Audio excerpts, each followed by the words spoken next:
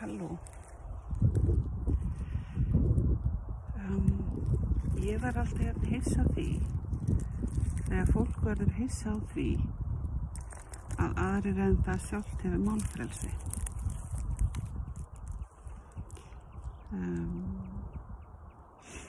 Til dæmis þegar hópar fólk sem á svolítið erfitt með nútímann og eitthvað sem nýtt og nýja heimsmynd, eitthvað sem þau þekkja lítið og bregðast með svona neikvæðum hætti, hatri jafnvel, og láta ljót orð falla hópa fólks sem það hefur ekki kynnst og þekkir ekki persónulega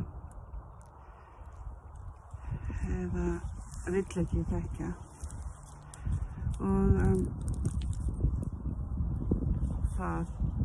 því finnst jafnvel vera ógnandi þessi nýja tilvera og bregst á mjög neikvæðan hátt við og í nafni málfrelsis, tjáningafrelsis. Og þessi sami hópur verður alltaf svo rosa hissa að hópurinn sem þau eru að tala illa skuli líka hafa málfrelsi og tjáningafrelsi og bregðist illa við ljótum orðum og svari fyrir sig og mismálefnilega og segi kannski ljóta hluti tilbaka og segi ég vil ekki, aðrir segja bara ég vil ekki láta tala svona um mig eða minn hóp og nota ekkert ljót orð. Og þá verða þau sem sögðu ljóta orðin svo hissa og bregðast illa við því að nota sér misfalli orðin þau sjálf og tjá það að þeim líði eins og þau megi ekki segja neitt og það nefnilega þannig með tjáningafrelsið að það felst ekki í því einhver svona frír passi á að þessu svara.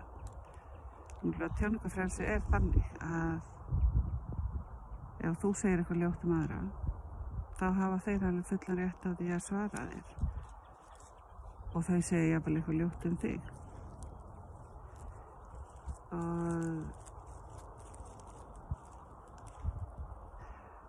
Tjáningafrelsið ekki frelsi til að segja hvað sem án þess að aðrir bregðist við því. Tjáningafrelsið ekki frelsi til að segja eitthvað og enginn svari þér. Það nefnilega svo merkilega við tjáningafrelsi. En ég verði alltaf jafn hissa á því að fólk verði hissa á því að orðin þeirra hafi afleiðingar. Og ég var alltaf hissa á því að fólk geti gengist við því að þannig það og verður. En ég náttúrulega bara kannski alveg einn á báti með þetta að finnast þetta skrítið að vera hissa á því að fólk sé hissa á því að það fá viðbrögð þegar það segir eitthvað ljótt. Ég pæli mjög mikið í þessu. Hugsið þið einhvern tímann um þetta?